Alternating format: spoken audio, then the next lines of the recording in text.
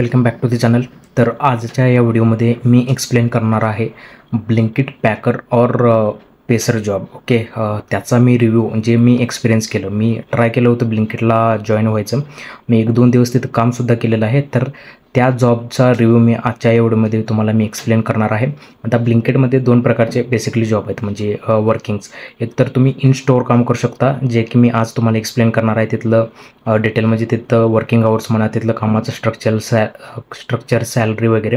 आणि दुसरं म्हणजे डिलिव्हरी एजंट, म्हणजे जे तुम्हाला डिलिव्हरी लोकेशनला येऊन तुम्हाला जे काही ग्रोसरी आयटम्स असतात तर ते तुम्हाला पोहोचवतात. आता मी काय केलेलं होतं की माझ्या इथलं नजीकचं जे डिलिव्हरीचं म्हणजे इन स्टोअर ब्लिंकिटचं स्टोअर आहे, तर तिथं मी काम करायला गेलेलं होतं. तर तिथला मी अनुभव आजच्या या व्हिडिओमध्ये मी शेअर करणार आहे. आता सगळ्यात पहिल्यांदा जर तुम्ही ब्लिंकिट डिलिव्हरी म्हणा किंवा पेसर पॅकर जॉबला जात असतील तर सगळ्यात पहिल्यांदा तुम्हाला डॉक्युमेंट काय लागणार आहे, तर ते म्हणजे आधार कार्ड, पॅन कार्ड, तुमचा जो काही रिझ्यूम किंवा बायोडेटा असेल तो, आणि तुमचे 2 फोटो हे तुम्हाला द्यायचे आहे तिथला स्टोअर मॅनेजरला. स्टोअर मॅनेजर काय करेल की तुमचे सगळे डॉक्युमेंट व्हेरिफिकेशन करून ते तुमची ID क्रिएट करतात. ओके, तर ID क्रिएट करतात. परत तुम्हाला तिथं तुमचा स्मार्टफोन पण हवा असतो, कारण ब्लिंकिटचं ॲप्लिकेशन तुम्हाला त्यामध्ये इन्स्टॉल करावं लागतं. ते सुद्धा तो मॅनेजर्स करून देतो. ओके, तर ही झाली इन प्रोसेस आणि एंट्रीची गोष्ट. आता त्याच्यानंतर सॅलरीचं तुम्हाला डिरेक्टली सांगतो मी. तर ते सॅलरीचं कसं असतं की प्रत्येक लोकेशनला व्हॅरी करते, म्हणजे कोल्हापूर म्हणा, सांगली म्हणा, पुणे म्हणा, मुंबई म्हणा, तर वेगवेगळ्या सिटीनुसार ते वेगवेगळी सॅलरी व्हॅरी करते. आता जिथं मेट्रो सिटी असेल, फॉर एक्झाम्पल बेंगलोर, तर तिथं ॲज कम्पेअर टू म्हणजे म्हणजे अजून डेव्हलप्ड सिटी नाही, तर ॲज कम्पेअर टू जे डेव्हलप्ड सिटी ते बऱ्यापैकी जास्त असणार बेंगलोरला. ॲज कम्पेअर टू कोल्हापूर ते वेगळं असणार.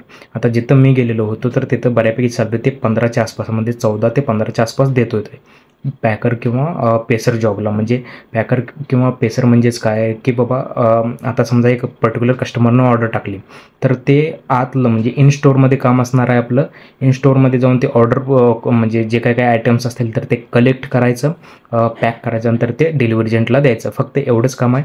आणि त्यामध्ये काय प्रॉब्लेम्स येतात तर ते तुम्हाला सांगतो. प्रॉब्लेम असू देत किंवा बेनिफिट असू देत. बेनिफिट म्हणजे हेच आहे की तुम्हाला फक्त इन स्टोअरमध्येच काम करावं लागतं. जे काही डिलिव्हरी एजंट असतील तर त्यांच्यासारखं म्हणजे बाहेर तुम्हाला जावं लागत नाही कस्टमर लोकेशनला.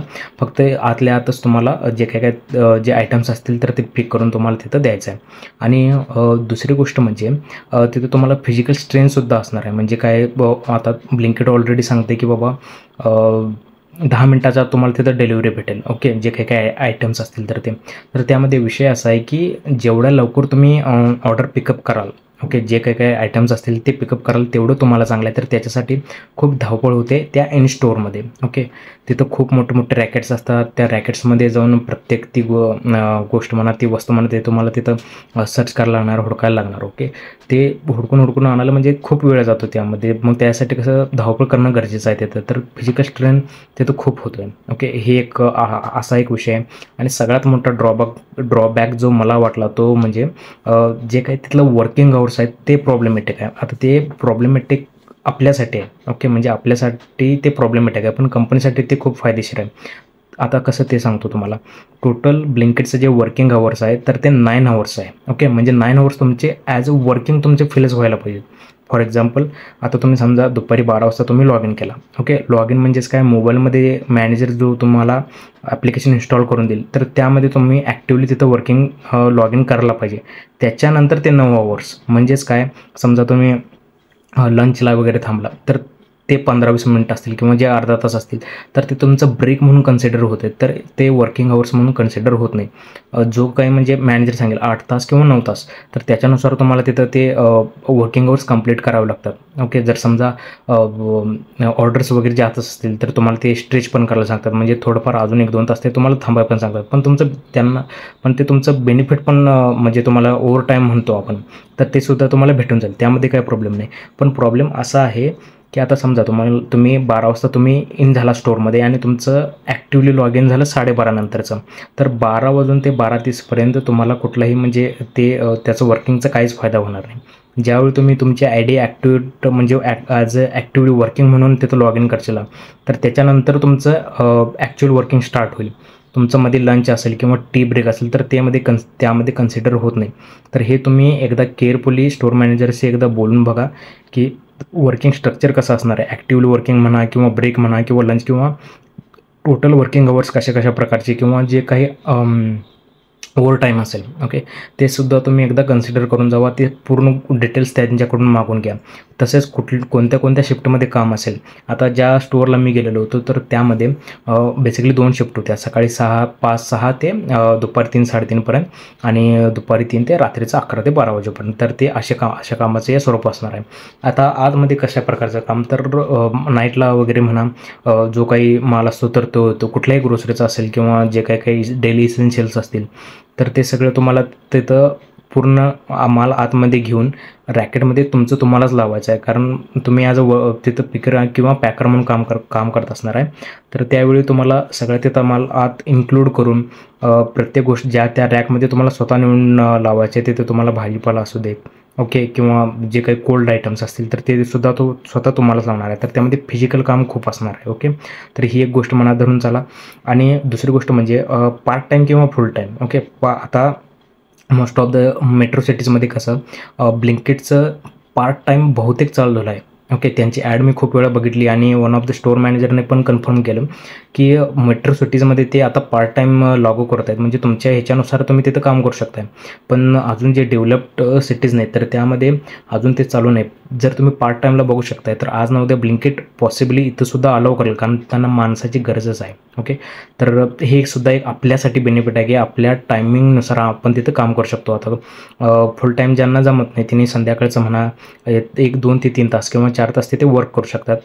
पेमेंटचं कसं आहे की बाबा ते डिपेंड, अजून त्याचं स्ट्रक्चर एक्झॅक्टली मला पण माहीत नाही आणि ते अजून बहुतेक ते सॉर्ट आउट करत आहेत की कशा पद्धतीनं असेल.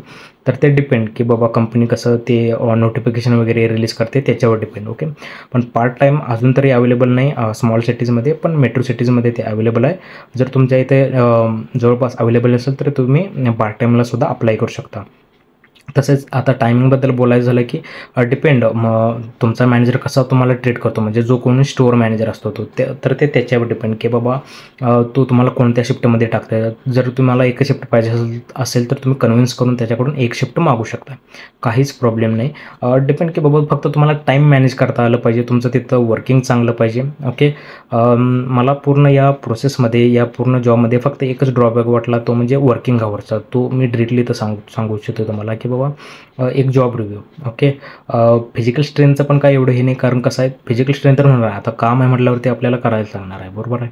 काम असणार ते करायला लागणार आहे, कारण ते कामच तशा प्रकारचं आहे. फिजिकल स्ट्रेंथ त्यात होणार, त्याचं पण काय प्रॉब्लेम नाही, ते आपण करू, त्याचं काही विषय नाही. पण वर्किंग अवर्समध्ये तुम्ही लंच ब्रेक म्हणा म्हणजे जे बाकी नॉर्मल याच्यात असतं जॉबमध्ये असते तर ते इन्क्लूड होते, पण ते इथं इन्क्लूड करत नाहीत मोस्ट ऑफ द स्टोअर्समध्ये. ओके, तर ते तुम्ही एकदा जो कोणी ब्रँच मॅनेजर किंवा स्टोअर मॅनेजर असेल तर त्याच्याशी कन्फर्म करून घेऊ शकता. ओके, तर बाकी काही नाही, कंपनी चांगली आहे. फक्त तुम्ही एक थोडं दिवसासाठी का होईना तर तिथे काम करू शकताय, काहीच प्रॉब्लेम नाही आहे. फक्त फिजिकल स्ट्रेंथ तुम्हाला होईल इकडे तिकडे. बाकी टायमिंगचं म्हणा पार्ट टाईम किंवा फुल टाईम तुम्ही स्टोअर मॅनेजरशी तसं बोलून घेऊ शकताय. ओके, तर आजच्या व्हिडिओमध्ये एवढंच होतं.